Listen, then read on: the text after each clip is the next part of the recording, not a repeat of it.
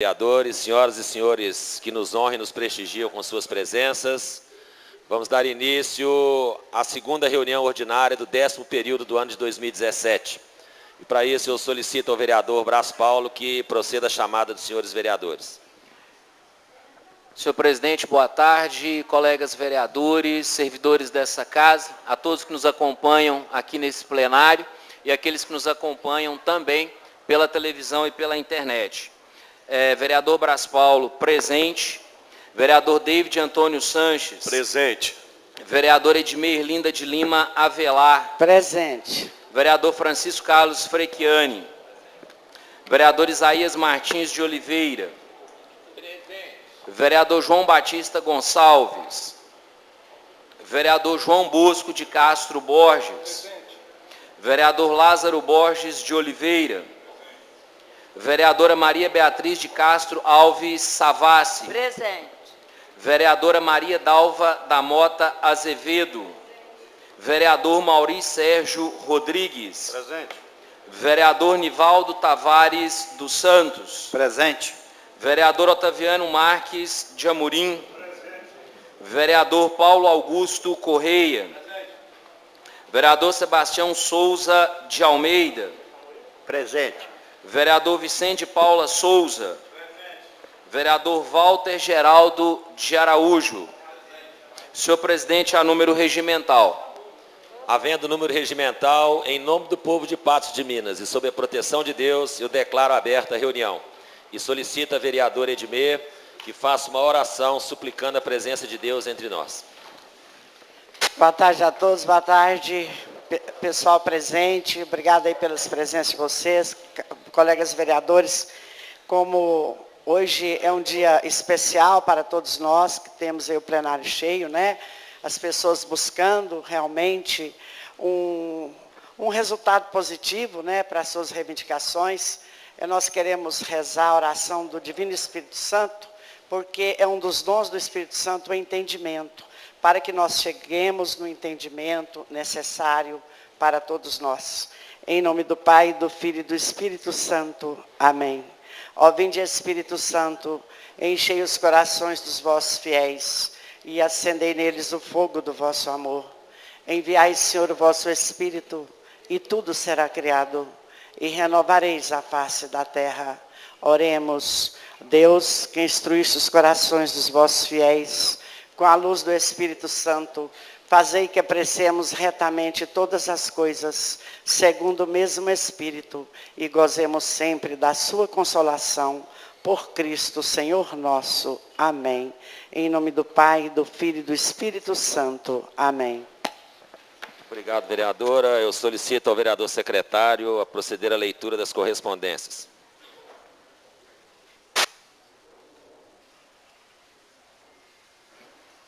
Patos de Minas, 14 de dezembro de 2017. A Sua Excelência, o senhor Francisco Carlos Frechiani, presidente da Câmara Municipal. Senhor presidente, tenho a honra de me dirigir a Vossa Excelência para encaminhar o projeto de lei número 100 de 2017, que dispõe sobre a criação do Coletivo Local de Meio Ambiente de Patos de Minas, Colmeia Patos. Para apreciação desta egrégia Casa Legislativa, atenciosamente, José Eustáquio Rodrigues Alves, Prefeito Municipal. Patos de Minas, 12 de dezembro de 2017. A Sua Excelência, o senhor Francisco Carlos Frechiani, presidente da Câmara Municipal. Senhor presidente, tenho a honra de me dirigir a Vossa Excelência para encaminhar o projeto de lei número 99 de 2017, que autoriza o Executivo a alienar os terrenos que especifica a proprietários lindeiros para apreciação desta egrégia Casa Legislativa. Atenciosamente, José Eustáquio Rodrigues Alves, Prefeito Municipal. Senhor presidente, estas são as correspondências até o momento. Obrigado, vereador. Hoje, como disse a professora Edmir no início, nós temos aqui a honra de receber tantas pessoas da nossa comunidade, da nossa Secretaria de Educação e também de Saúde. E como nós temos dois assuntos diversos, um que é relacionado à saúde e outro à educação, e o da educação eu acho que vai demandar um tempo maior, eu vou inverter a pauta e vou conceder a palavra primeiro ao doutor Alexandre Gonçalves Souza, que é coordenador geral do SAMU. Por favor, doutor Alexandre.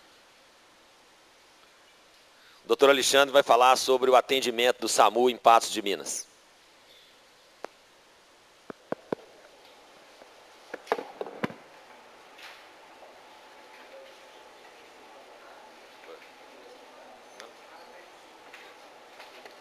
Doutor Alexandre, é um prazer tê-lo aqui entre nós. A palavra do senhor, e o senhor tem 15 minutos, fique à vontade.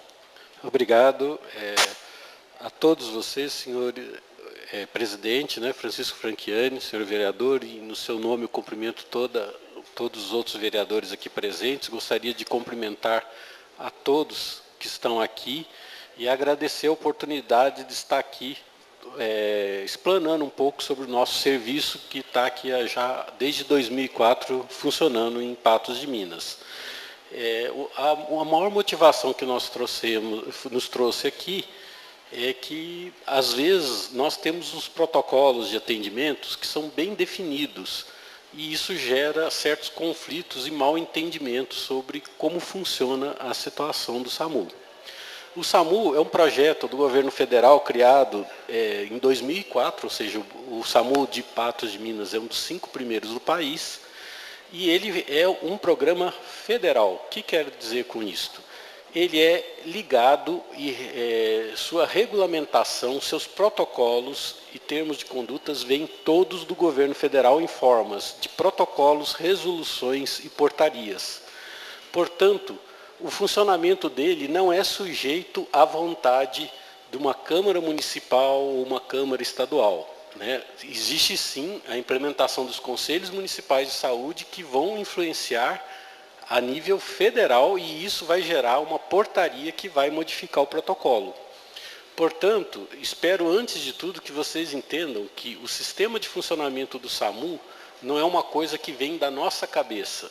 Simplesmente eu, Alexander, lá como coordenador, ou prefeito, ou o senhor secretário de saúde, José Henrique, possa, da cabeça de cada um de nós, sair como é que vai funcionar. Ele é regulamentado por portarias específicas.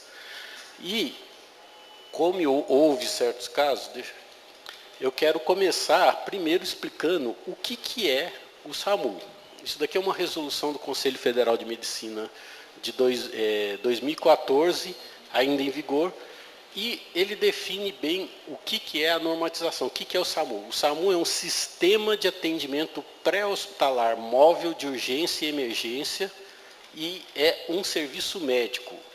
Então, ele cita outras coisas aqui, mas ao contrário do que a maioria das pessoas pensam ao ver as ambulâncias circulando pela rua, o SAMU não é um serviço de ambulância e nem é um serviço de transporte médico.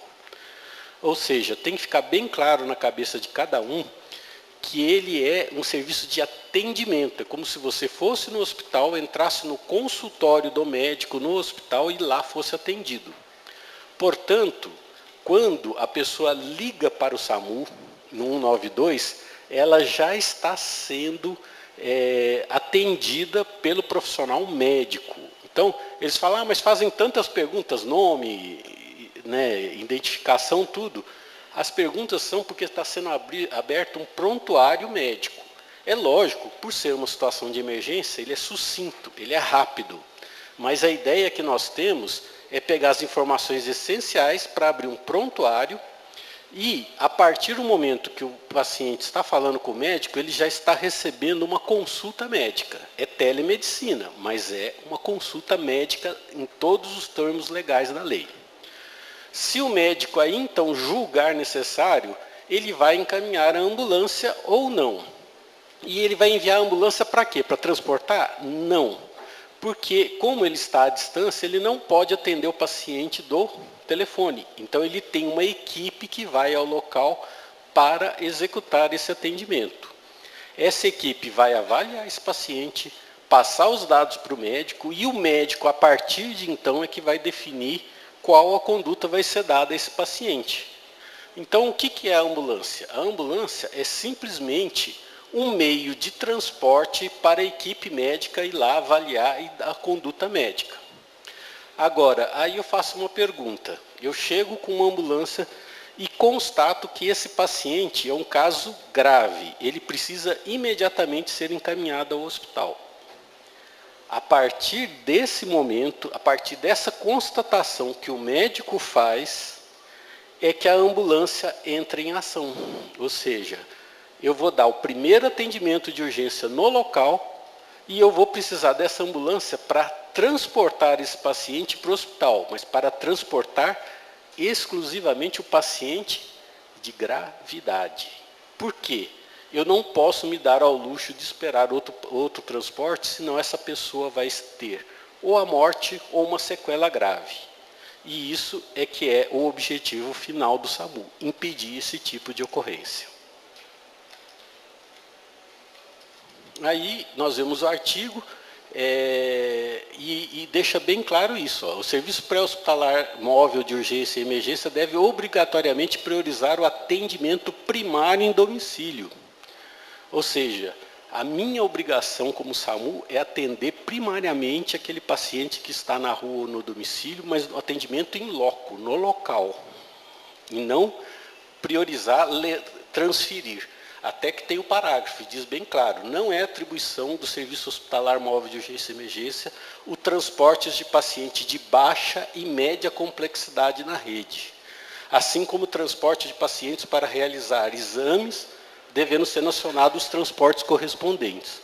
Então fica bem claro pela legislação que se o paciente não for paciente grave, com risco iminente de morte ou de sequela grave, não é para o SAMU ficar fazendo esse transporte. Isso não é atribuição dele e não deve ser feito. E tem um motivo por que eu vou falar no final. Não vou... Todo esse material aqui vai ser exposto a você, vou deixar uma cópia, e também estou deixando o PowerPoint, que tem todos os textos aqui, que é importante. Aqui fala de condições de segurança pública, vaga zero. Outra coisa que vocês têm que entender, a equipe de atendimento móvel do SAMU, ao chegar à unidade de saúde, tem que passar as informações para o médico, né, do paciente grave na sala de emergência. Agora, se por algum motivo algum paciente foi transportado por uma situação de risco local e deixado lá no hospital, ele não será entregue na sala de emergência. Ele vai ser entregue ao enfermeiro com o grau de menor complexidade para entrar na classificação de risco e na rotina normal de atendimento do hospital. Ou seja, infelizmente, tem gente que interpreta que se eu chegar no hospital de SAMU, eu vou ser passado na frente dos outros. Não é verdade. Se o paciente não for realmente grave, ele vai ficar lá na fila de atendimento como qualquer outro que chegasse até pela rua. Então, o fato de eu levar um paciente por SAMU, eu não vou estar cortando fila, eu não vou estar agilizando em nada. De modo que isso não se torna uma prioridade nem uma necessidade que o SAMU faça. Porque, infelizmente, muita gente interpreta, ah, não, meu paciente é idoso e eu preciso passar ele na frente, vou usar o SAMU. Não tem como usar isto. A própria lei já diz que isso não pode acontecer. E outra coisa que eu gosto de ficar bem claro é o seguinte, a pessoa, o ato de prestar socorro, omissão de socorro, é de quem está junto à vítima, certo? Aí vocês ligam lá, alguém sofre um acidente, liga, pede para o SAMU. Ah, eu preciso de uma ambulância aqui que o paciente sofreu acidente. Infelizmente vai acontecer, porque acontece muito aqui em Patos, eu tenho as minhas 3 unidades de atendimento ocupadas. E vou deixar bem claro, falar, olha, está registrada aqui a sua chamada, vou tentar arranjar algum meio, vou conversar com um bombeiro, vou tentar o que puder, mas eu não tenho viatura disponível. Se você tiver algum meio, se você tiver um carro, ele passa os dados, a gente vê que não precisa de mobilização, não precisa nada. Autorizo, pode pegar e levar no seu próprio carro. Pode parecer esquisito isso, mas se a necessidade é ser atendido com mais rapidez e eu estou com as 3 ambulâncias ocupadas, eu não tenho mais recursos, esgotou o meu recurso. E a lei deixa bem clara, não é responsabilidade mais nossa. Eu sou obrigado a atender dentro da minha capacidade instalada. Aqui tem outras coisas, eu só quero fazer isso daqui, a portaria 2048, que é a que criou todo o serviço pré-hospitalar e regulamenta o funcionamento de todos os hospitais, e ela deixa bem claro, como já mencionei, daqui já é outra portaria, como já mencionado, as necessidades imediatas da população ou as necessidades de urgências são pontos de pressão de resposta rápida. Então, o sistema deve colher a clientela prestando atendimento e redirecionando-a para os locais adequados à continuidade do tratamento, através do trabalho integrado com as centrais de regulação médica e com as outras centrais, de leitos hospitalares, procedimentos, exames complementares, internações, atendimentos, consultas, incluindo transporte sanitário não urgente. Ou seja, está até previsto em lei que, se não caracterizar caso de risco de morte ou de sequela grave, que é a atribuição do SAMU, o transporte sanitário não urgente deva ser utilizado. Tudo isso que eu falei visa dizer uma coisa só. Quando a gente chega lá no local do atendimento, a ambulância chegou, fez a avaliação, o médico deu parecer, quando ele está dando a conduta, ele já está prescrevendo o tratamento. Portanto, a ocupação do SAMU não é transporte, e a partir do momento que, de repente, o médico falou, o paciente fica que não é necessidade de remoção, esse paciente foi atendido, ele foi avaliado medicamente, foi feita uma prescrição, porque o médico é obrigado a indicar uma outra questão, e aí o médico, nesse caso, ele vai indicar o serviço mais compatível com a situação de urgência do município. Portanto, foi feito atendimento e não existe omissão de socorro, porque não se deixou de prestar o socorro a essa pessoa. Deixaria se o serviço do SAMU fosse transporte, gente. Não é. Ele é atendimento móvel. Ele só deve deslocar os casos de máxima gravidade. É para isso que existe a ambulância do SAMU, e não para realizar transporte das pessoas. E se, por algum acaso, o médico quebrar esse protocolo e realizar esse transporte, como foi o caso citado aqui, porque eu ouvi a sessão da Câmara pela internet e escutei bem, a primeira correção que eu quero fazer, e eu posso falar porque eu conversei na hora até com o solicitante, foi solicitada outra ambulância, conforme a lei, a prescrição, tudo, só que nós não íamos deixar a paciente no chão. Eu pedi, leve-a e deixe-a na cama, num lugar confortável, para que ela possa aguardar. Só que o marido dela não admitiu, em hipótese nenhuma, que se fizesse isso. Ele colocou a seguinte situação: ou vocês levam para o hospital, ou deixa ela no chão. Diante dessa situação, eu não posso pegar a pessoa à força, contra a vontade do marido dela, e pôr na cama. E aí você fala, aí vem aquela pergunta, e por que é que não aproveitou que estava lá e levou até o hospital? Aí que vem a grande coisa. Primeiro, se eu tivesse aproveitado lá e tivesse levado ao hospital, eu ia chegar lá no hospital e ela ia ter que entrar na rotina de atendimento, né? E aí, provavelmente, ela ia ficar na maca, na fila, muito mais desconfortável, esperando o atendimento, do que se ela ficasse em casa aguardando o transporte sanitário. Segundo, eu quero pôr aqui um quadro final para vocês, é uma fotografia de um acidente em que a pessoa está lá desesperada, aguardando uma avaliação médica. Não interessa se o paciente está morto, está vivo, precisando tudo. O desespero de quem está esperando um socorro, nessa hora, transforma cada minuto em 1 hora. A média de atendimento nossa aqui é de 7 a 10 minutos. Ou seja, quando a gente sofre um acidente aqui e a pessoa liga lá, até chegar no local, é em torno de 7 a 10 minutos. Nós temos tudo isso compilado. Só que as pessoas ligam desesperadas para nós. Passou meia hora, já passou 2 horas e não aparece um raio de uma ambulância aqui. O paciente está morrendo e a ambulância não chega. Todo mundo entende que nessas circunstâncias, cada minuto se torna uma eternidade. Todo mundo entra em franco desespero. Imagine, então, essa situação, essa pessoa liga estou com a pessoa grave, acidentada, esperando socorro, e eu vou falar para essa pessoa o seguinte: sinto muito, eu não tenho a ambulância para estar fornecendo para você agora, não porque essa ambulância está atendendo uma parada, não porque essa ambulância está atendendo um infarto, um derrame, um caso grave, porque essa ambulância está transportando um paciente que está com dor na coluna e vai ficar lá no hospital até conseguir arranjar uma cadeira, uma maca para colocar. Depois que essa ambulância for liberada, é que eu vou mandar para ir. Isto gasta no mínimo 20 a 30 minutos. Então, eu quero que vocês entendam, a opção do SAMU, às vezes, por deixar o paciente em casa, não é por preguiça de levar o paciente ao pronto-socorro. É porque eu tenho que estar com a minha ambulância disponível para quando acontecer esses casos.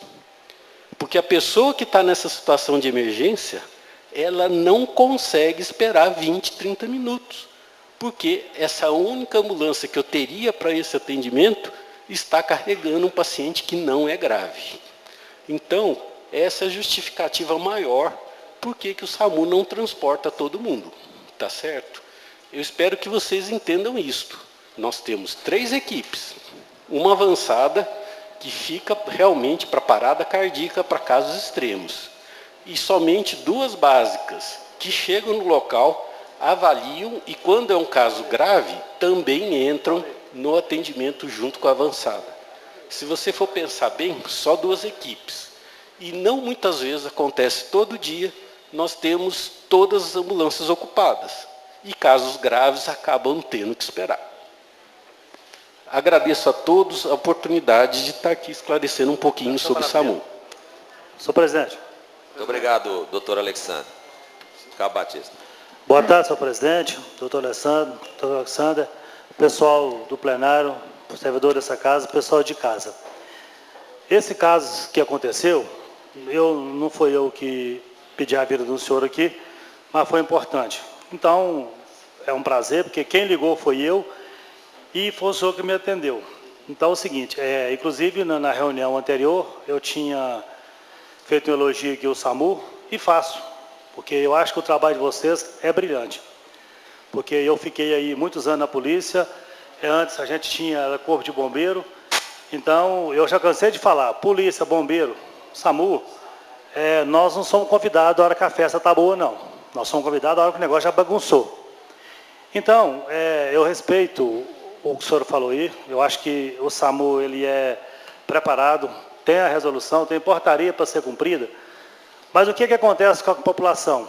A população, ela às vezes não está esclarecida, mas quando o SAMU é chamado, o que eles querem? Que seja tomada uma providência.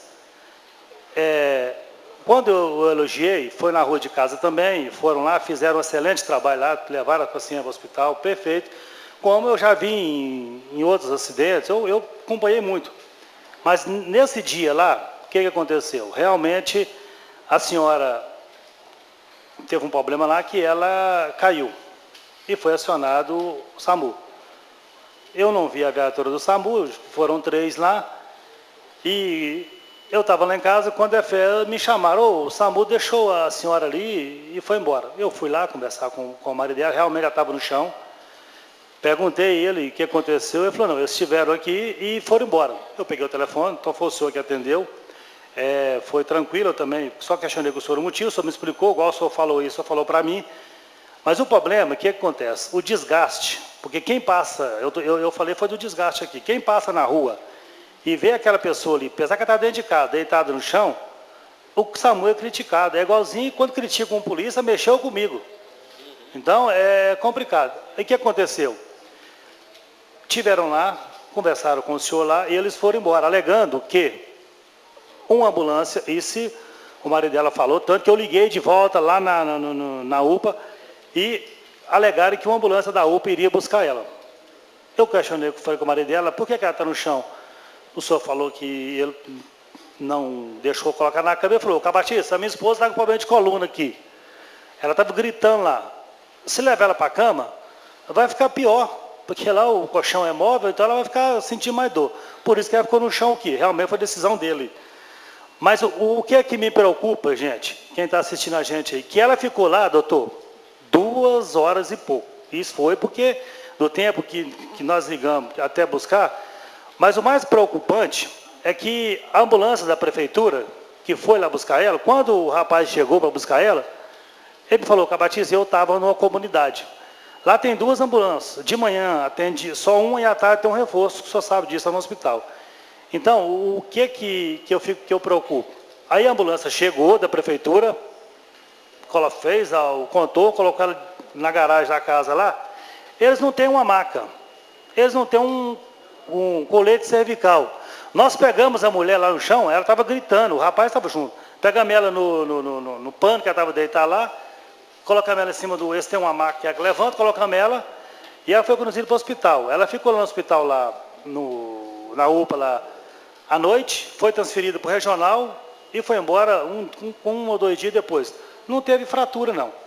Então, eu acho o seguinte, eu sei que os critérios de vocês aí, mas para a população, às vezes, a população não é cientificada do critério de vocês atender.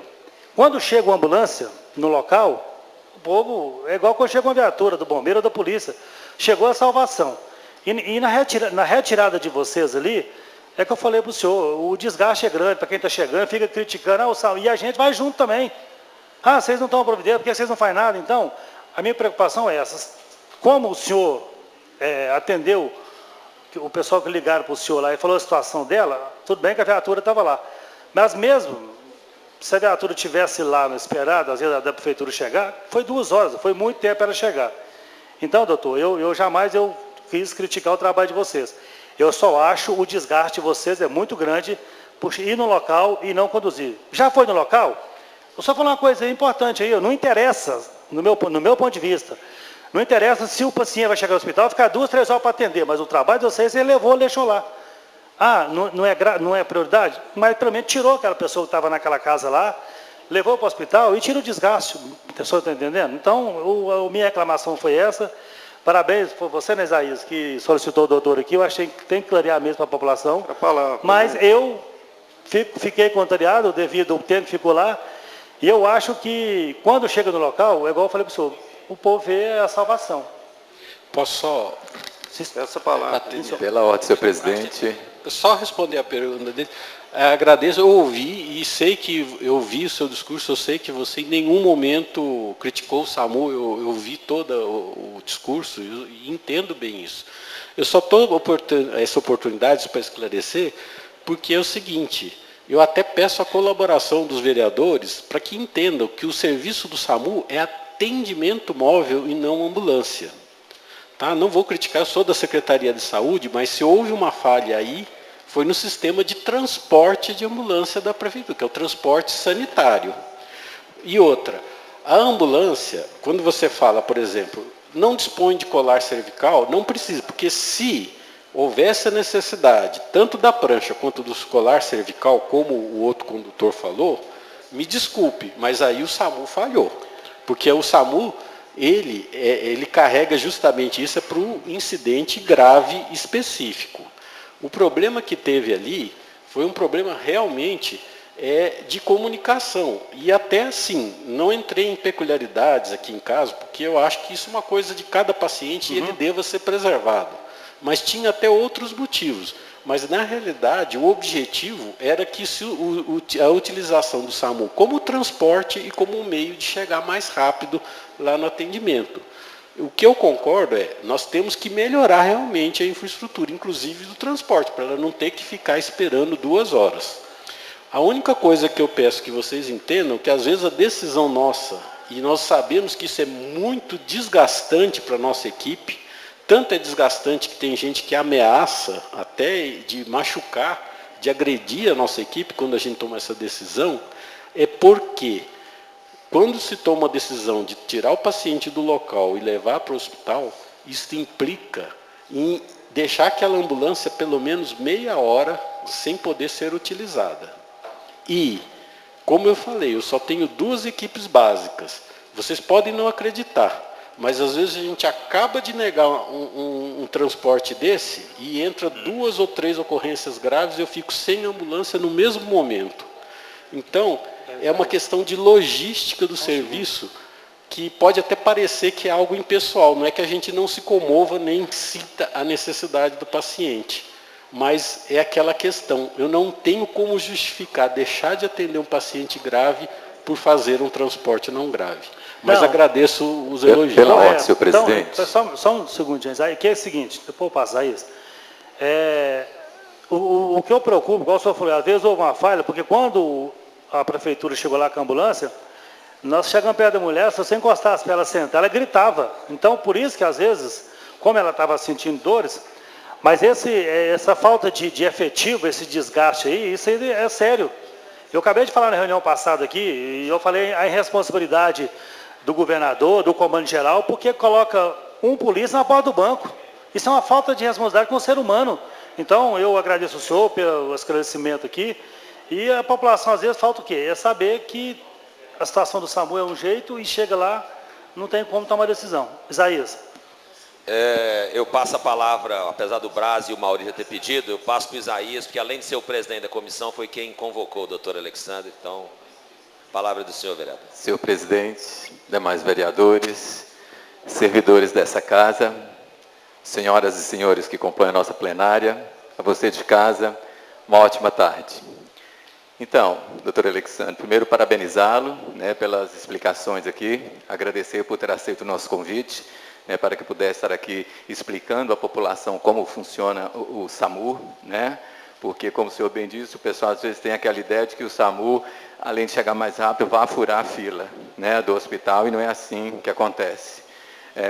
Bem no dia que aconteceu o caso aqui, quando o vereador Batista, o Caio Batista, relatou, 2 dias antes o senhor tinha estado no meu gabinete, numa reunião que nós tivemos, tratando mesmo sobre a respeito dessas particularidades aí do SAMU, quando o senhor até alegou que estava com falta de pessoal, né, que precisava de pelo menos mais um, quando nós já, logo de imediato fizemos ali um requerimento oficial ao prefeito solicitando então que se pudesse atender para o melhor atendimento do SAMU em questão de atendimento à nossa população. Então, agradecer o senhor, né, por ter vindo aqui, atendido o nosso pedido da Comissão de Saúde, para que pudesse explicar não só os vereadores, mas também toda a população de Patos de Minas, como de fato acontece o atendimento do SAMU. Muito obrigado. Agradeço a todos e estendo um convite. O SAMU estará sempre aberto a qualquer hora que qualquer vereador ou a Câmara precisar a visitação ou qualquer esclarecimento, eu estou à disposição. Doutor Alexandre, uma boa tarde. Eu vou ser sucinto e vou perguntando, o senhor fique à vontade para responder. Existe hoje algum tipo de integração SAMU-bombeiros e se o protocolo de atuação do efetivo do bombeiro semelhante ao do SAMU, ele obedece às mesmas regras que o SAMU propriamente dito?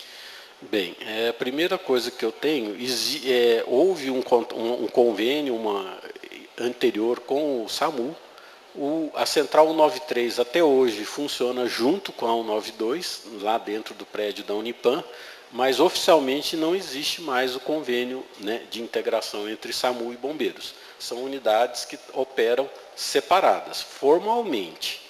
Na prática, o que acontece, como a central ainda está junto, nós damos apoio um ao outro.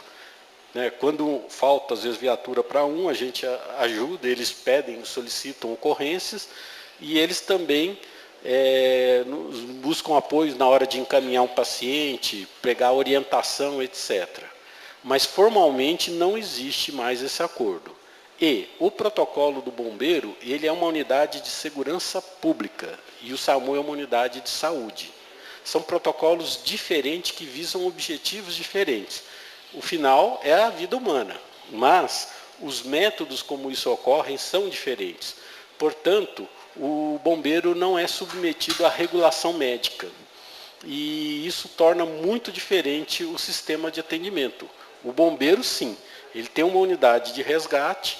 Quando é comunicado, ele é obrigado a despachar, e lá ele não pode prestar serviço médico, ele não pode infundir medicação, não pode infundir soro. A rigor técnico, nem oxigênio eles não poderiam, que dependeria de uma prescrição médica. Eles vão lá, só pegam o paciente e removem o paciente até o local de atendimento de saúde, mas o protocolo dele é de segurança pública. Sim. Ainda pegando algumas perguntas que vieram aqui agora online, o SAMU ele pode, dentro do município, fazer atendimento em área rural? Isso depende da possibilidade de ter o equipamento ou não? Como é que funciona? Não existe diferença entre equipamento de área rural e área urbana. Nós atendemos todo o município, toda a extensão. Inclusive, há poucos dias nós tivemos em Santa Maria, que é um atendimento complexo, porque a nossa viatura fica no mínimo de 3 a 4 horas. A única viatura avançada ficou 4 horas fora do município. Mas o nosso protocolo Fora da cidade? Fora da cidade. Foi dentro do município, mas Sim. fora da cidade. Porque Santa Maria, não era nem Santa Maria, era depois de Santa Maria. Tinha que ir lá numa fazenda lá. A ambulância vai, sendo do município de Patos, é nossa área de atuação indiferentemente. E só complementando, não existe escolha, porque é feita a regulação médica. Se o médico regulador determinou, a ambulância tem que ir. Perfeito. Eu até pensei que o vereador Isaías ia falar dessa questão. Na última reunião, houve uma sugestão de que tivéssemos um folheto ou alguma cartilha de orientação e que isso pudesse ser passado para a população e talvez de uma forma muito interessante até nas escolas, porque nós sabemos que alguns agentes de saúde, algumas universidades, eles vão, por questão inclusive de cumprir carga horária, fazer alguns trabalhos de forma efetiva, seja nas escolas, bairros, enfim, as mais diversas localidades. E seria interessante que dentro da Secretaria Municipal de Saúde pudesse ter um protocolo claro, escrito, onde nós tivéssemos tanta veiculação, rádio, televisão, internet e via panfleto, de algumas questões que o senhor colocou aqui, não de forma tão complexa, mas feito de uma maneira lúdica, clara e explícita, até para que a população saiba a maneira de reagir dependendo de certas questões. Isso é uma crítica que eu faço não no sentido negativo, mas até tenho falado com relação ao trânsito, porque uma educação para o trânsito mais ampla, fora aquela de quando a pessoa tirou a CNH, há muito tempo que nós não temos. Agora que vai ser retomado nessa nova gestão. Eu penso, e fica como sugestão, sobre isso. Com relação, e finalizando aqui, outra pessoa também mandou aqui via internet, sobre a questão de um processo seletivo do SAMU feito há algum tempo atrás. Esse algum tempo me parece que ainda no último governo. O senhor tem conhecimento desse processo seletivo? Ele tem alguma possibilidade de contratação ou ele já não, vamos dizer assim, tem mais alguma utilidade dentro desse novo contexto? Então fica aqui a minha questão. Tá, eu só respondendo por partes, quanto à primeira parte, eu convido a imprensa a sempre comparecer lá, todos da imprensa que conhece, para o SAMU estar divulgando o máximo possível o nosso sistema de funcionamento. E aproveitar que o pessoal da educação está aqui, inclusive a Eliane, nós já desenvolvemos um projeto, já temos um projeto pronto, chamado Projeto SAMUzinho nas escolas. É um projeto em que a equipe do SAMU vai voluntariamente às escolas, são dadas aulas dentro do sistema escolar, né, igual ao ProERD, é um sistema bem semelhante ao ProERD. E que no final eles têm a formatura e eles recebem toda uma formação e treinamento em socorros básicos. Quer dizer, eles não só aprendem a acionar o SAMU, eles não só aprendem a acionar o serviço de urgência e dizer o que está acontecendo, como nós ensinamos uma manobra básica, tipo massagem cardíaca de ressuscitação, como desengasgar uma pessoa numa situação crítica. Interessante. E isso daí foi desenvolvido nas crianças da 7ª série, no ano de 2010 e 2011, com excelentes sucessos. E nós queremos refazer isto.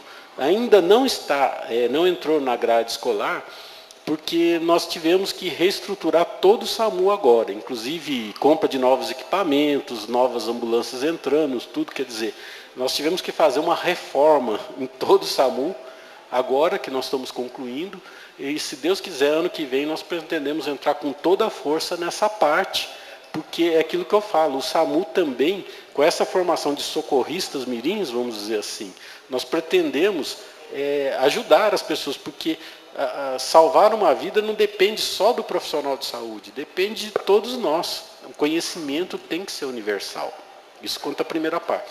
Quanto à questão que foi colocada do processo seletivo, tem um concurso, não é nenhum processo seletivo, é um concurso que venceu agora no fim do ano, mas foi renovado pela prefeitura, então ele está revalidado. Portanto, de forma alguma existe exclusão, o pessoal que está no concurso está sendo convocado e chamado para trabalhar. A questão que nós temos no SAMU é que agora vai ser feita a reforma administrativa, é o quantitativo de vagas que existe legal, que foram criadas, tá certo? Quando o SAMU foi criado, foi numa situação emergencial, criou-se um número muito justo, muito apertado de vagas. O SAMU não tem nenhuma folga. Portanto, às vezes a gente tem faltando funcionário lá, mas eu não tenho dentro da lei a capacidade de contratar mais ninguém. Então é por isso que essas pessoas não são chamadas do concurso. Não é por questão de não haver necessidade, não existe a disponibilidade legal da vaga. Isso seria uma lei municipal? Não, isso daí eu acho que seria resolvido a criação de cargo. Com a criação do cargo. Sim, mas com a aqui reforma... no caso aprovado aqui dentro da Câmara Municipal. Não, isso dentro depende do município, da Câmara é do Municipal. Perfeito, Isso obrigado. Ô, Brás, dá a parte aí, só... Perfeito. Só sobre essa pergunta Batista, do Brás aí. depois Já devolvo a palavra ao senhor presidente. Você falou de cartilha aí, eu quero só te perguntar, essa cartilha que você está falando para fazer é de orientar como os clientes ou vítimas do SAMU solicitam do SAMU? Vítima do SAMU. Não, a ideia é no sentido de orientar. Né? O sentido é tão somente orientar. Pois é, mas deixa eu te falar, eu desconcordo. Vai gastar dinheiro à toa. Em vez de gastar dinheiro com cartilha para orientar, quando o SAMU é chamado, eu já falei que SAMU, Polícia e Bombeiro, é só quando a coisa petecou. Fazer cartilha e a pessoa sofreu uma queda lá, ou levou um tiro, ou caiu num buraco, eles não vão propor cartilha, não. Mauri. Senhor presidente, colegas vereadores, membros da casa, nosso plenário, pessoal de casa, meu boa tarde. Doutor Alexandre, pessoa ao qual eu tenho orgulho e satisfação de conhecê-lo, e respeito muito o seu trabalho, mas eu gostaria também, doutor Alexandre, eu acho que as pessoas até que eu gostaria assim, de apertar mais, não seria Vossa Senhoria não, mas o senhor que está aqui à nossa disposição, eu gostaria de falar, às vezes uma pergunta muito simples e um questionamento, com a nossa zona rural. Eu tenho tido reclamação do SAMU na zona rural, que eu vou ser franco, senhor, eu estou envergonhado de andar na minha região, que eu acho que eu fui o vereador com a votação majoritária lá, hoje eu estou envergonhado, porque eu acho que se eu algum dia eu pleitear esse pleito novamente, eu acho que eu não tenho voto nenhum. Porque o que está contradizendo isso são pessoas simples, carentes, pessoal da zona rural, idosos que trabalharam, contribuíram aí com seus impostos aí a vida toda e trazendo sustento para a nossa cidade. Então, são isso. Eu gostaria de frisar uma reclamação que tem um senhor lá, já de idade, uma pessoa idônea, conhecida na nossa comunidade, solicitou serviço do SAMU. Eu gostaria que você olhasse isso no atendimento, porque, segundo ele é um senhor problemático, está com problema de doença, carente. Ele acionou o SAMU e a resposta do atendente foi essa, perguntou se ele estaria respirando. Aí, segundo a esposa, na mesma hora ela já desligou o telefone, porque ele disse que não ia, e outro assunto, disse que não ia por não sujar a viatura também. E outra coisa, que na mesma hora a esposa já pega o celular e me liga, questiona no mesmo horário, à noite, Mauro, o SAMU não vem por isso e isso, porque se ele não tivesse respirando, a gente teria que trazer a funerária já, Bom Pastor, as outras. Então, doutor Alexandre, fica aí essa questão que eu gostaria de saber se tem essa discriminação com o pessoal da zona rural e gostaria que, se tivesse, para não haver, porque a viatura, igual se falando, eu não faço questão de vir 10 ambulâncias, 20 equipamentos, que seja uma, mas que faça atendimento bom, dá dignidade a esse povo que tanto trabalhou. E eu acho que merece um pouquinho de carinho, um pouco de respeito, só isso, porque eu estou aqui, eu represento, na realidade, estou em todas as causas, mas a maior causa que eu estou nela aqui é com a nossa zona rural, que está tão prejudicada com tantas coisas aí, e nós não podemos admitir. Então, eu gostaria que o senhor passasse isso para frente. Só permitir aqui responder, primeira coisa, quanto à questão do questionamento, é o seguinte, como o SAMU é um serviço de emergência ligados a acidentes e outras condições graves, os nossos atendentes, não é com quem é da zona rural, eles são orientados a, num primeiro momento, quando recebe a ligação, a ter uma ideia da gravidade desse paciente. Porque vocês concordam comigo, uma coisa é você ligar lá, eu tô passando mal, estou com dor no corpo. Outra coisa é ligar, olha, está aqui o fulano, eu acho que ele está morto. Então, para as duas chamadas, eu vou ter que dar uma prioridade em termos de celeridade diferente. E o que acontece? Ele vai fazer perguntas simples, mas para ter uma ideia. Então a pessoa fala, a pessoa está aqui desmaiada do meu lado. Eles são orientados a perguntar, a pessoa está respirando? Por que é feita essa pergunta? Porque se essa pessoa estiver em parada cardíaca, eu vou ter que, ele já vai imediatamente, ele não vai perguntar nem qual que é o nome completo, nem nada. Ele fala, uma suspeita de parada. Ele imediatamente passa a ligação para o médico regulador, e o médico regulador, avaliando, já vai acionar a unidade de suporte avançada para essa chamada. Então, essa pergunta não tem nenhum conteúdo de ofender, nem de, como tentar avaliar o conhecimento técnico da pessoa. É só que o nosso atendente, o nosso telefonista, ele faz esse tipo de questionamento mesmo. Quando a pessoa fala, o fulano está desmaiado, a primeira coisa, está respirando ainda? No sentido de saber se é uma parada ou não. Tá certo? Muitas vezes faz a pergunta, está desmaiado? Não, ele bebeu demais, está aqui dormindo. Já muda de figura. Quanto à questão da zona rural, eu posso garantir a você, primeiro, o telefonista que recebe o atendimento, que é um TARM, não é um telefonista, é um técnico, tanto que ele é instruído, ele é capacitado para fazer isso, ele só pega o endereço. Ele não faz nenhuma discriminação, ele só vai perguntar sobre a ocorrência para determinar qual o grau da ocorrência. E ele nem fala, esse negócio se a ambulância está lavando, se vai sujar, ele nem fala. Ele só entra na consideração de saber a gravidade do paciente. Vai para o médico regulador. O médico regulador não é ele que vai na ambulância nem nada. Cabe a ele distinguir a necessidade ou não do envio, conforme eu lhe falei. E só aí é que vai para o despachante nosso, que é o controlador de frota, e esse despachante vai mandar a ambulância. Portanto, não há discriminação. Assim, o médico regulador, às vezes, nem sabe que a ligação é da zona rural. Então, quando ele determina se a ambulância vai ou não, ele determina isso pelo quadro clínico do paciente. Portanto, eu te garanto que até pelo funcionamento do sistema não há essa discriminação.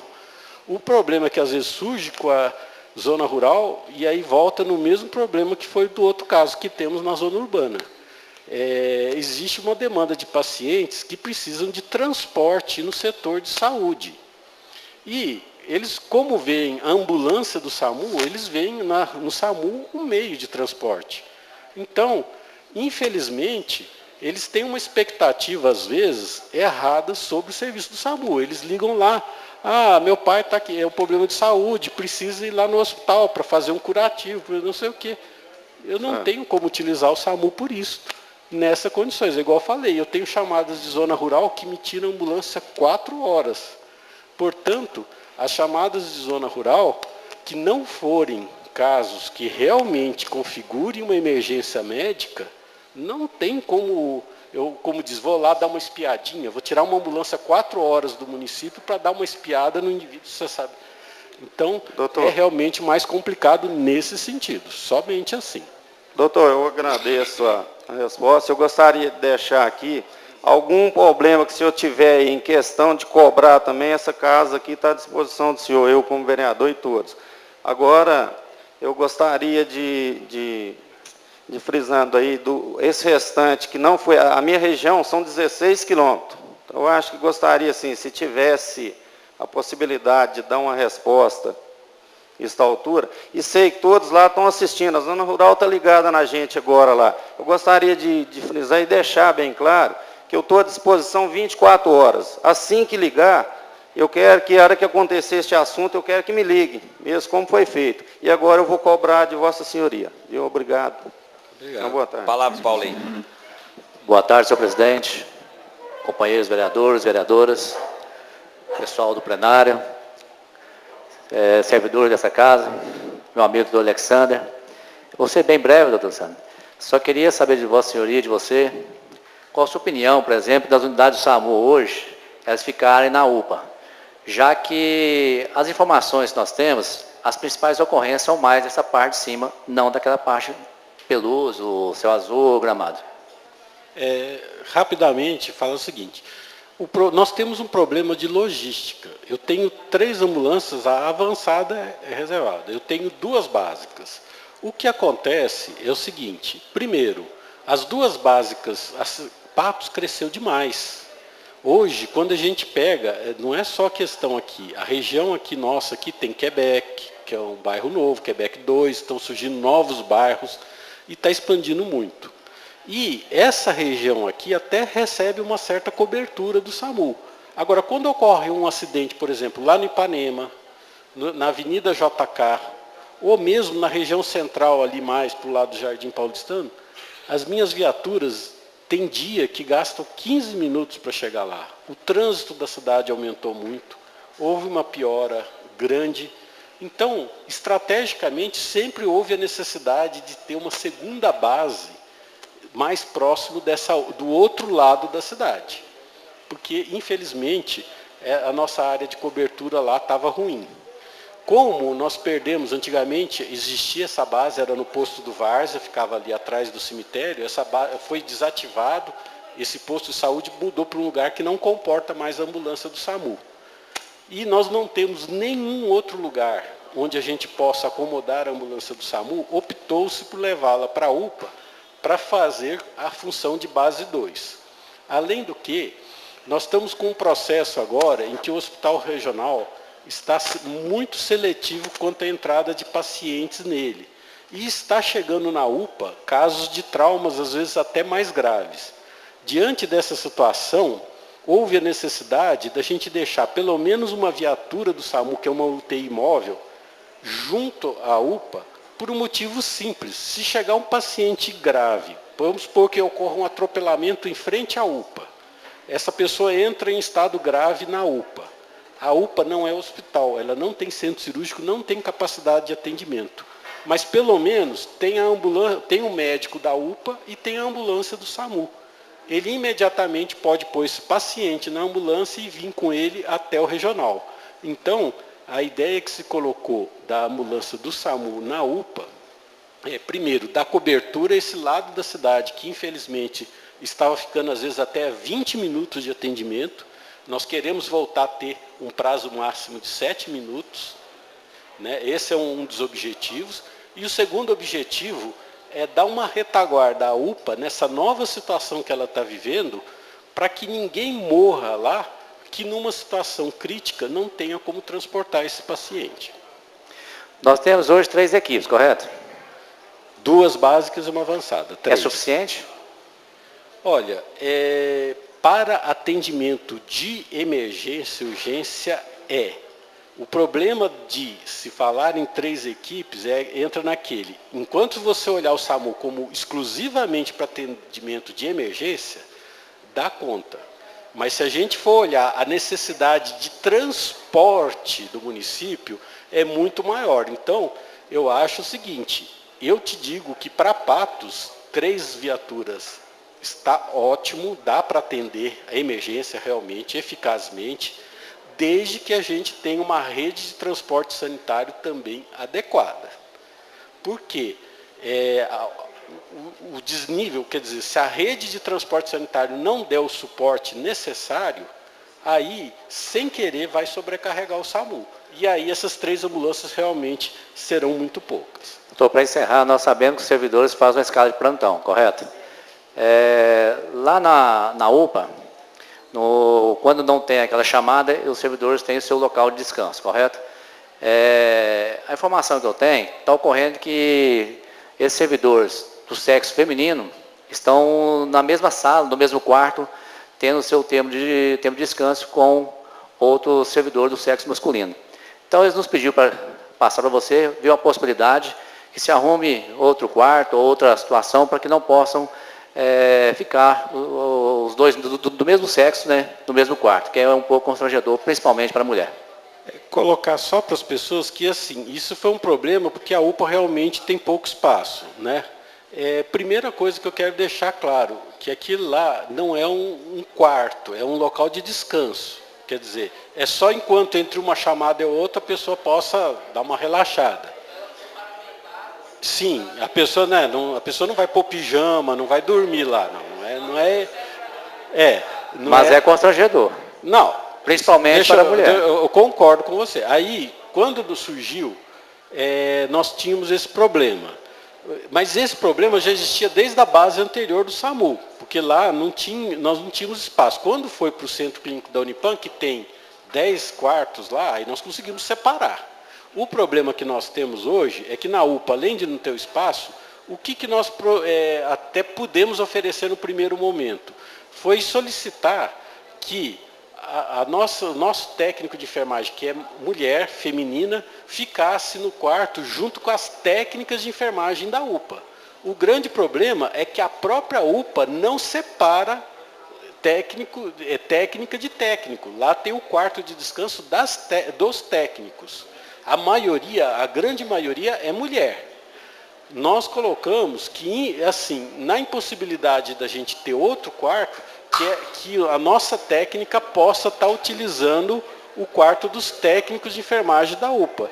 Mas, infelizmente, eu não tenho como gerar um quarto a mais. Eu dependo que a gerência da UPA me disponibilize. Agora, eu não posso desativar um centro, uma sala de sutura, uma sala de atendimento para fazer um quarto de descanso feminino. Porque isso não está nem na minha governabilidade, isso é da UPA. Só que eu entendo o seguinte...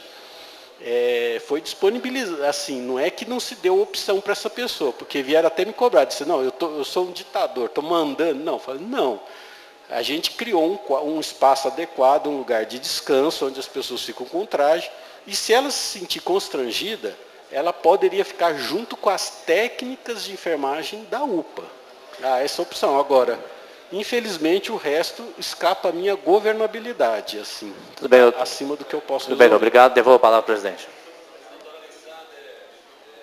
Obrigado pela presença do senhor, pela explanação.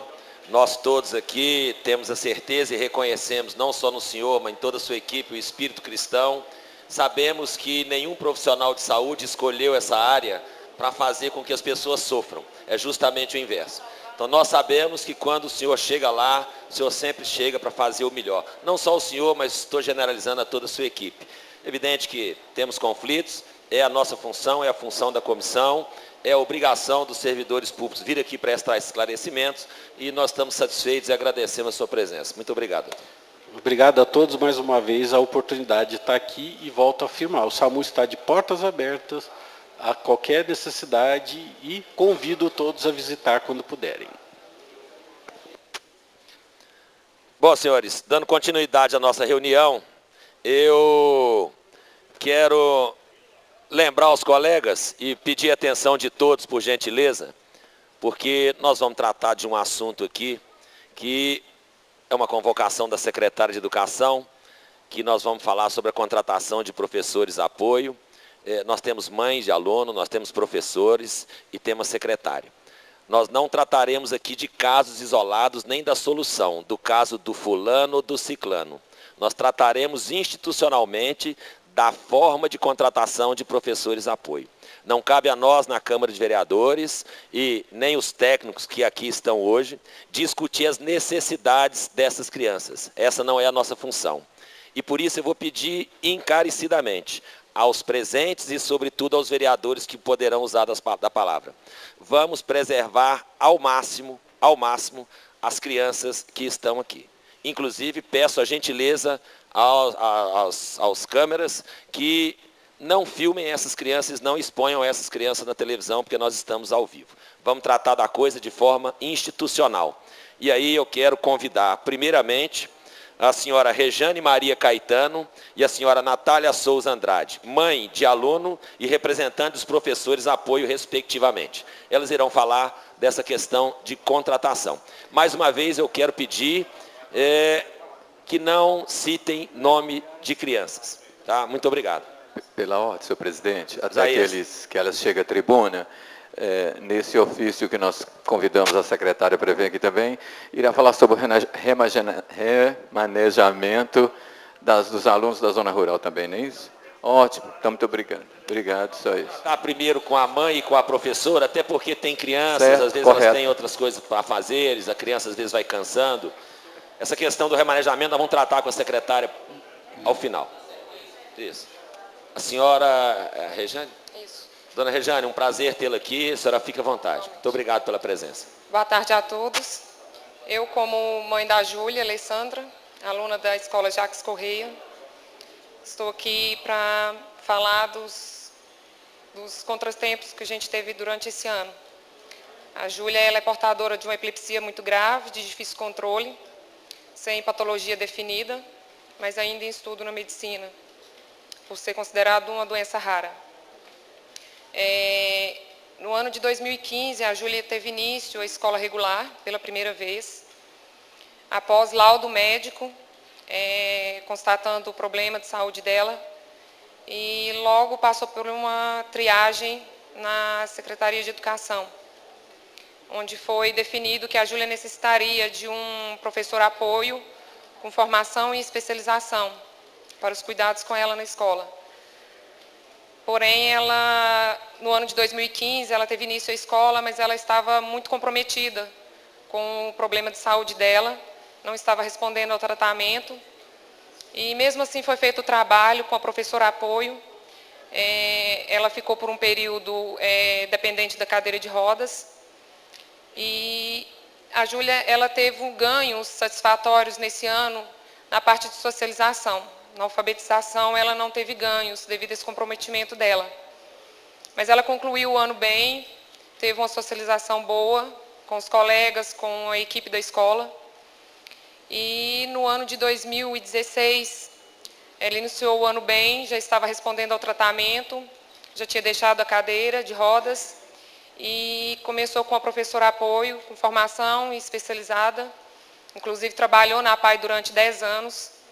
E essa professora teve um trabalho excelente com a Júlia teve respostas satisfatórias, teve uma evolução muito grande na parte cognitiva.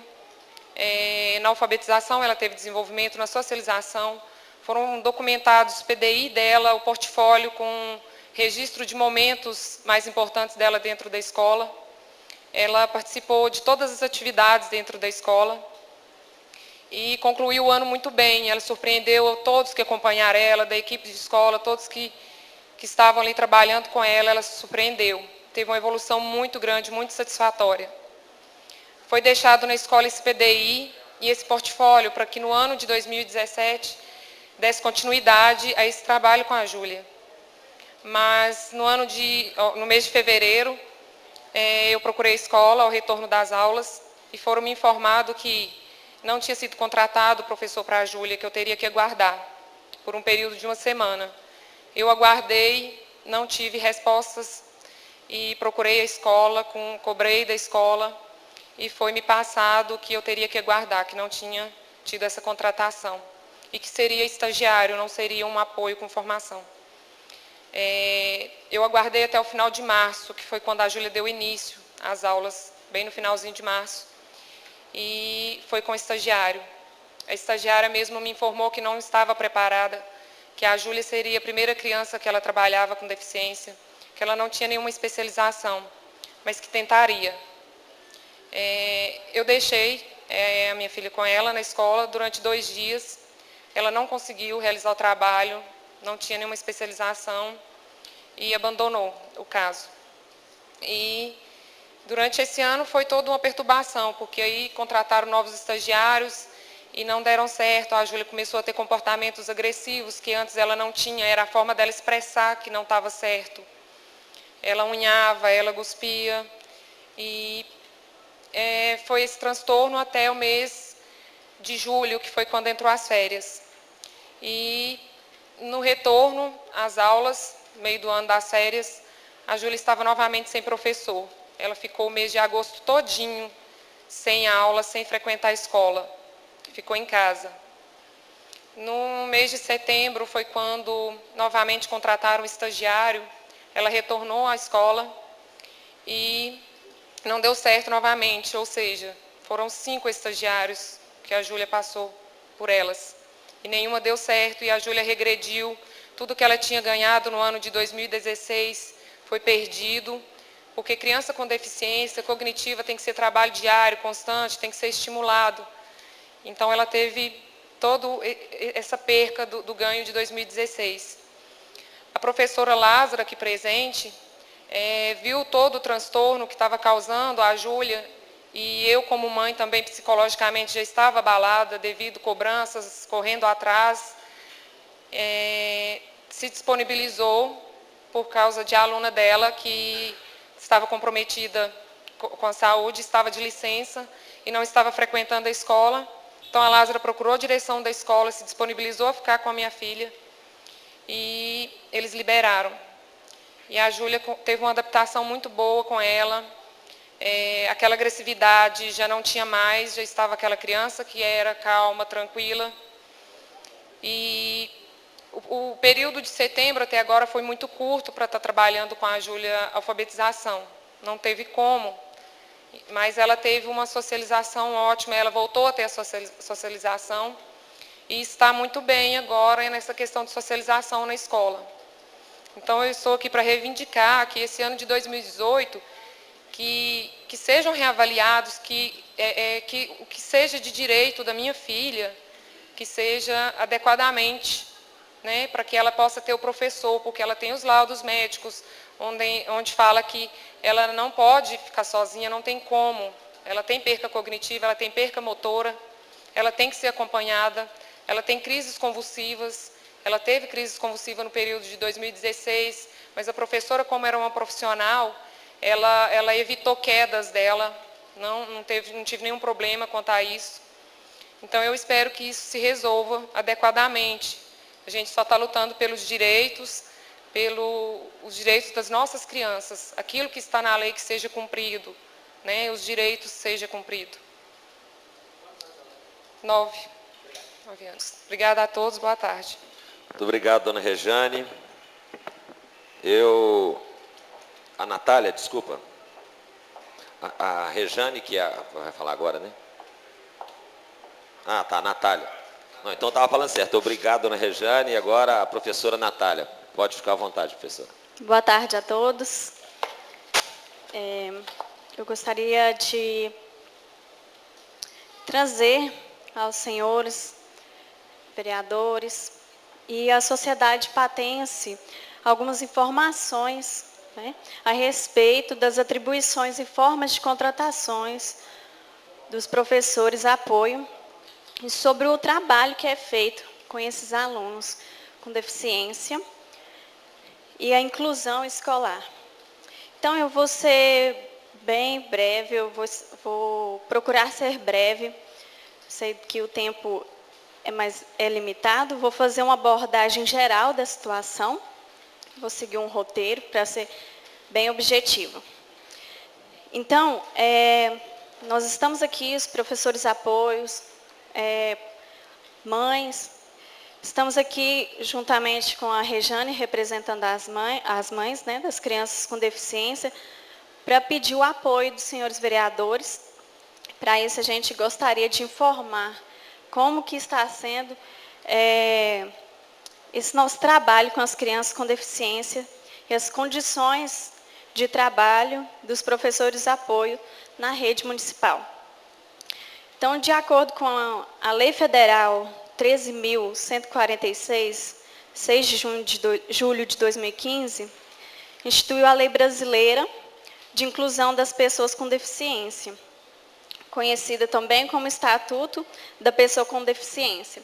O objetivo dessa lei é assegurar e promover em condições de igualdade o exercício dos direitos, né, da pessoa com deficiência, visando o quê? A inclusão dessas pessoas na vida social. Então, o capítulo 4 do referido Estatuto do Direito à Educação, ela estabelece no artigo 27 que a educação ela constitui direito da pessoa com deficiência, assegurados ao sistema educacional inclusivo em todos os níveis, de forma a alcançar o máximo de desenvolvimento possível de seus talentos e habilidades físicas, sensoriais, intelectuais, segundo suas características, interesses e necessidades de aprendizagem. O parágrafo único do referido artigo deixa claro que é dever do Estado, da família, da comunidade escolar e da sociedade assegurar a educação de qualidade à pessoa com deficiência. E o artigo 28 incumbe ao poder público assegurar, criar e desenvolver, implementar, incentivar e acompanhar o sistema educacional inclusivo em todos os níveis e modalidades também. E também a formação e disponibilização de professores para o atendimento educacional especializado e de profissionais de apoio. Também oferta de profissionais ao apoio escolar. No ano de 2015, foi realizado pela Prefeitura de Patos de Minas o concurso para o preenchimento de cargos de professor apoio, referido ao edital com base na Lei Complementar 396 de 2012. Então, exigia que os candidatos tivessem ensino superior em pedagogia, com habilitação para docência na educação infantil e anos iniciais do ensino fundamental, ou curso normal superior e pós-graduação em educação especial e inclusiva.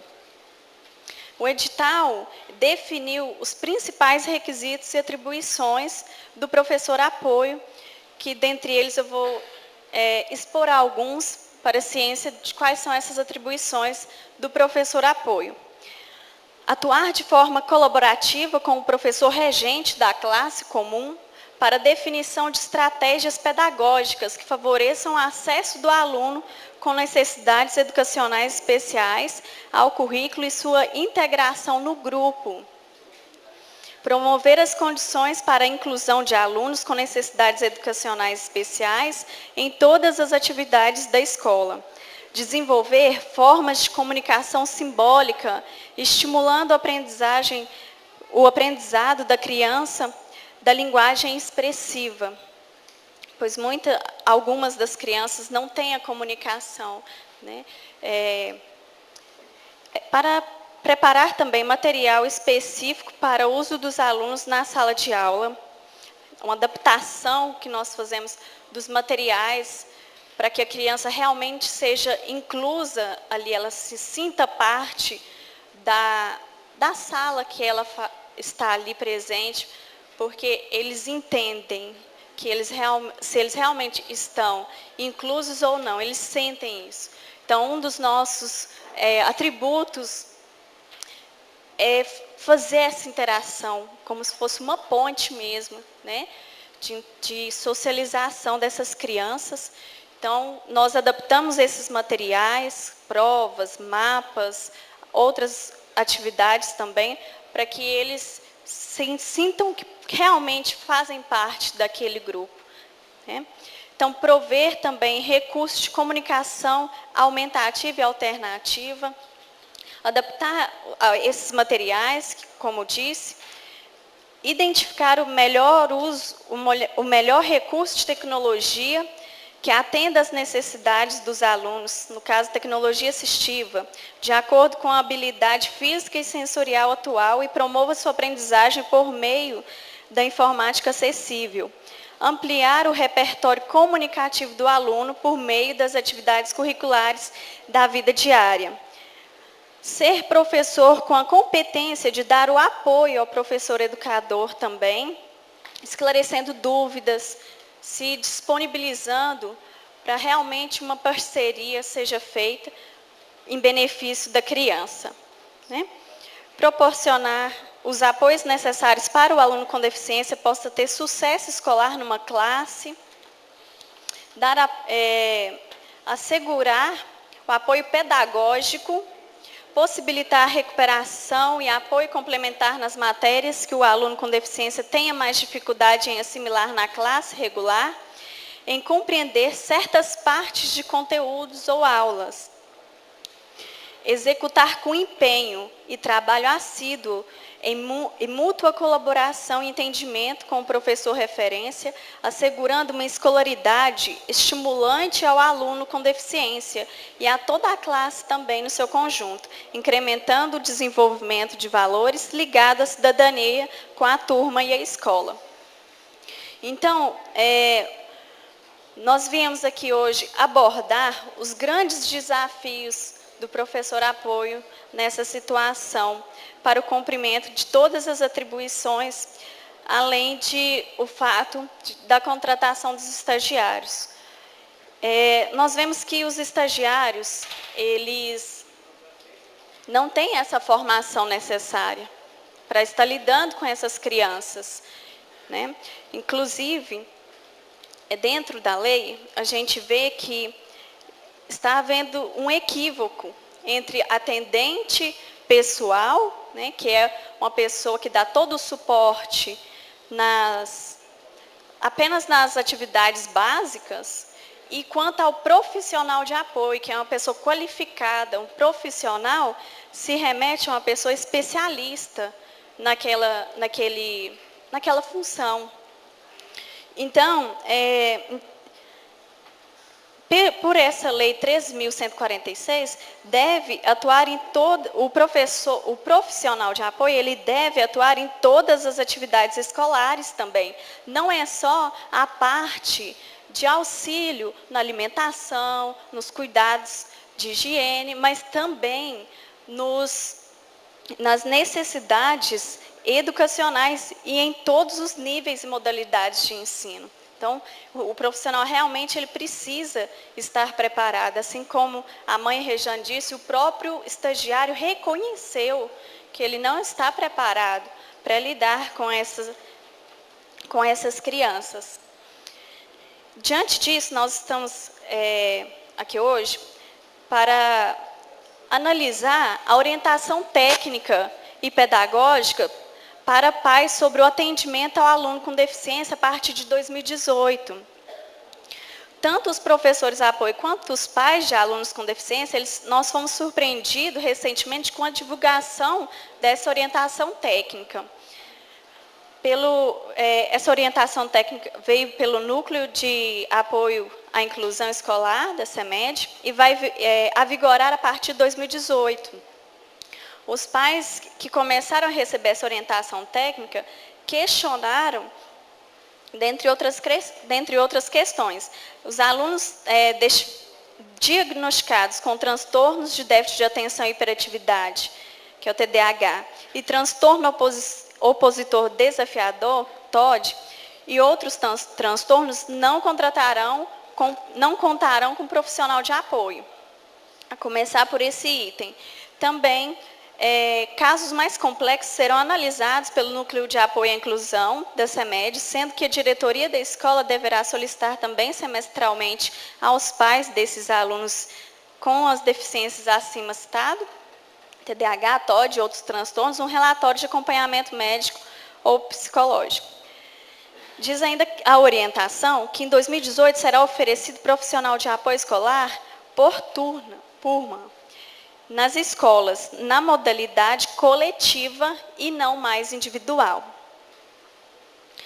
Ou seja, o profissional de apoio para a turma, que tem alunos com deficiente comprovado por laudo médico e após passar pela triagem do Núcleo de Apoio à Inclusão, no caso aqui, a gente está entendendo que serão mais de um aluno com mais de uma deficiência, sendo que nós sabemos no nosso dia a dia deficiências graves, que nós já temos um desafio muito grande em ter avanços com uma criança com deficiência grave. Quanto mais nós estarmos ali à disposição, um professor apoio para uma turma com mais de um aluno. né? Então, nós sabemos de casos que não tem, a própria mãe, a Rejane, diz que não tem condição de deixar a filha sozinha. E o professor apoio, muitas vezes, auxilia a criança até a ir no banheiro. E quando for essa situação, nós vamos estar com mais de um aluno em responsabilidade e tendo que ficar deixando a desejar um ou outro. Então, o nosso objetivo aqui hoje é, pelo bem das crianças, que a gente está vendo que vai prejudicar elas, né, como já começou a prejudicar nesse ano, nós queremos ver essas crianças. Eu, como professor apoio, já estou há 2 anos nessa área. Eu até comentei, fiz um comentário que a gente está realmente nessa área por amar mesmo o que a gente faz e amar as crianças. Porque quando você chega ao fim do ano e vê a sua criança que tinha dificuldades absurdas, te dando respostas que você nem espera, você faz o seu melhor, mas você não vem com uma pressão sobre a criança, né? Porque não é culpa dela. Então, nós fazemos o nosso melhor e quando você vê essa criança tendo avanços, um autista ter um contato visual com você, um autista permitir você expressar carinho por ele, isso não tem, assim, não tem preço, não tem algo que nos estimule mais do que isso, né? O amor por essas crianças. Então, diante disso, nós queremos detalhar as principais, né, consequências dessas medidas, que possivelmente haverá essa redução de professores, se condizer com essa orientação técnica. Então, e também, no decorrer, haverá, então, ampliação de estagiários, porque as crianças estão aí, né, e elas precisam ser atendidas. Então, como a prefeitura constitucionalmente é obrigada a gastar 25% das receitas correntes na educação, por isso não se justifica a redução do número de contratações de acordo com essa orientação técnica de 2018, que vai acabar prejudicando essas crianças. Diante disso, essa orientação técnica foi pedida aos pais que assinassem esse documento, dizendo que estavam cientes dessas novas regras em 2018. Então, diante dessa situação, no dia 30 de novembro de 2017, os professores, apoio estagiários, pais de alunos com deficiência, elaboraram um relatório detalhando essa situação e encaminhamos a cada um dos senhores vereadores para tomar conhecimento da real situação. E depois, representantes dos professores apoio estiveram na Casa Legislativa, junto com os vereadores, membros da Comissão de Educação e outros vereadores que se fizeram presentes, revelando a nossa atual situação. Diante de tudo isso, senhores vereadores, estamos aqui para reivindicar que a CEMED, no ano de 2018, quando for lançar o edital de contratação de professor apoio, possa fazer de uma única vez. Vai ser feito dia 10 de 2018, e esse ano de 2017, a contratação foi feita alternativa, não foi feita, né, como a mãe Rejane disse, a filha dela foi receber um atendimento em março. E nós, como temos contatos umas com as outras, nós sabemos que colegas ficaram sem trabalhar até março. Então, estavam ali os professores disponíveis, as crianças necessitando do atendimento e nada foi feito. Então, nós estamos aqui reivindicando isso, que essa contratação seja feita de uma só vez, para que todos os alunos tenham o direito de começar a estudar em fevereiro, no início das aulas, como qualquer outro aluno. E também porque já existe essa demanda dessas crianças com deficiência, cerca de 70 crianças na rede municipal de ensino, com laudos médicos de neuropediatras, né? Pois as matrículas dessas crianças se encerram agora, 2017. Então, se já existe a demanda, né? Estamos aqui pedindo que, no mínimo, sejam 30 professores apoio contratados que já passaram por todo o processo de especialização, já estão habilitadas, já passaram no concurso que foi feito, certo? E, então, toda essa situação tem gerado uma grande apreensão, não só às mães, mas às professoras também, as professoras apoio, e que não sabem se o aluno vai ter esse atendimento ano que vem, as mães não sabem se o seu filho vai ter esse atendimento especializado ano que vem. Também nós estamos pedindo isso para que reveja a orientação técnica e pedagógica de 2018. Então, que o núcleo de apoio à inclusão da CEMED respeite os laudos médicos, para que os alunos com deficiência grave fiquem com o professor apoio. E também os alunos que vão começar a fase de alfabetização, porque os estagiários eles não têm essa formação. Alguns estagiários nem são da área da educação, então eles não têm nem condições nenhuma de dar um suporte para essa criança, sendo que o apoio não é só a assistência da atividade diária, é também o pedagógico. Então, nós estamos aqui hoje reivindicando isso. Eu gostaria de agradecer a atenção de todos. Muito obrigada pela oportunidade. Obrigado, dona Natália. Eu convido agora a secretária de Educação, a senhora Fabiana.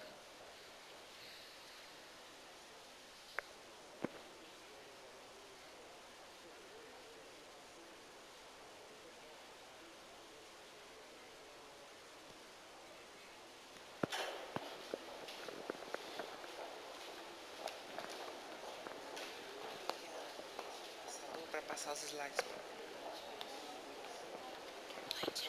Tudo bem?